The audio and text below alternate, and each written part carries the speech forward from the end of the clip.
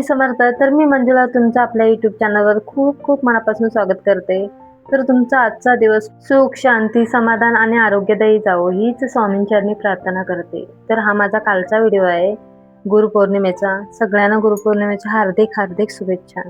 तर काल आहे ना खूप मोठी गडबडच झाली. मला करायची होती पूजा. सकाळीच करून जाणार होते कामावरती. पण म्हटली सकाळी नको, कारण की बाबूला शाळेमध्ये पाठवायचे, परत टिफिन वगैरे बनवायचे, परत मला पण जायचं असतं कामावरती. ह्याच्यामध्ये तर म्हटली सावकाश, म्हणजे आरामात होणार नाही पूजा करायला, जमणार नाही मला. गडबड गडबड होईल, कारण की सगळाच करायचं म्हणजे. मी म्हटली नंतरच करेन. त्यासाठी मी लवकर बोलली जाते कामावरती आणि लवकरच येईन.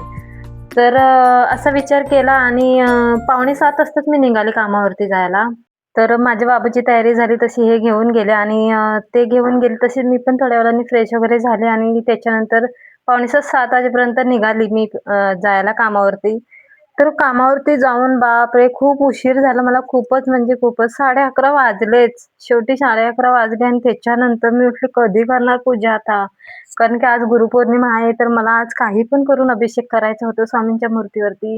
नेहमी नाही, ठीक आहे, नेहमी नाही होत, पण असं काही गुरुपौर्णिमा नाहीतर गुरुपुषामृत योग वगैरे असं काही असलं तर पूजा अभिषेक करायलाच पाहिजे. तर मला अभिषेक करायचंच होतं. पण मी म्हटली जाऊ दे. आता 11:30 वाजलेलेच आहेत ना, तर पहिलं घरातलं कामं वगैरे केली. कारण की घरामध्ये पसारा वगैरे असेल तर चांगला नाही वाटत पूजा करायला. तर घर आधी आवरलं. म्हटलं किती पण वाजू द्या स्वामी, मी आज अभिषेक करणार म्हणजे करणारच. पण म्हटली अक्षरशः 1-2 वाजला ना तरी चालेल, मी आज अभिषेक करणारच तुमच्या मूर्तीवरती. तर थोड्या वेळाने झालं माझ्या मुलाला आणायचा टाईम, कारण की त्याला एकट्याला यायला सांगू शकत नव्हती.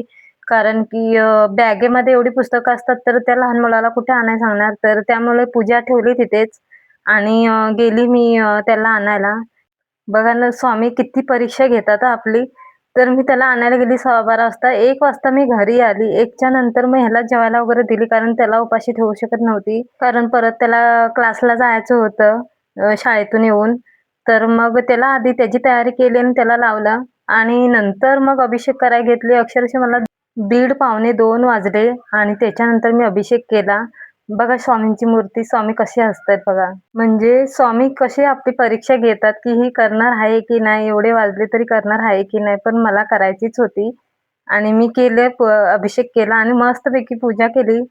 तेव्हा कुठे माझ्या मनाला शांती वाटली, कारण की खूप दिवस झाला अभिषेक करेन, अभिषेक करेन करायला जमत नव्हतं कामाच्या ह्याच्यातून. स्वामी सांभाळून घेतात, स्वामींना माहीत आहे. तर गुरुपौर्णिमेच्या सगळ्यांना खूप खूप शुभेच्छा. तर पहिले गुरु आपले आई-बाबा असतात, त्याच्यानंतर आपले महाराज, स्वामी महाराज.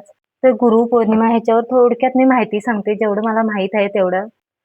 तर गुरुपौर्णिमा हा भारतीय संस्कृतातील अत्यंत पवित्र दिवस मानला जातो. स्वामी समर्थ भक्तांसाठी हा दिवस गुरुचरणी कृतज्ञता व्यक्त करण्याचा आणि गुरूंचे स्मरण करण्याचा दिवस आहे. गुरु म्हणजे केवळ ज्ञान देणारी व्यक्ती नव्हे, तर अंधारातून प्रकाशाकडे नेणारा मार्गदर्शक. आपल्या जीवनातील अज्ञान, भीती आणि दुःख दूर करून योग्य मार्ग दाखवणारे तेच खरे गुरु. तर इथे ना मी छोटीशी एक कथा सांगते. एका गृहिणीची आहे. ती आहे ना रोज मनापासून घरातील सर्व कामे करून स्वामींचे नामस्मरण करायची. तिच्याकडे मोठी पूजा, मोठे विधी किंवा विशेष सेवा करण्यासाठी वेळ नव्हता. पण तिचा ना स्वामींवरती खूप विश्वास होता. एके दिवशी तिच्या घरात अचानक आर्थिक अडचण निर्माण झाली. घर कर्ज कसा भागवायचा, मुलांचे शिक्षण कसे चालू ठेवायचे, याची तिला खूप चिंता वाटू लागली. त्या रात्री तिने स्वामींच्या फोटोसमोर दिवा लावला आणि डोळ्यासमोर पाणी आणून एवढेच म्हणाली, "स्वामी, मला मार्ग दाखवा. माझा हात सोडू नका." दुसऱ्याच दिवशी तिच्या पतीला आहे ना अनेक अनेक दिवसापासून अडकलेली कामे पूर्ण होण्यासाठी संधी मिळाली. हळू-हळू घरातील अडचणी कमी होऊ लागल्या. त्या ताईंचा स्वामींवरील विश्वास आणखीन दृढ झाला. ती नेहमी म्हणू लागली, "स्वामी योग्य वेळी योग्य मार्ग दाखवतात आणि आपल्या लेकरांना ते योग्य वेळी देतात." याचा अर्थ असा आहे, की संकट आले म्हणून श्रद्धा सोडू नये.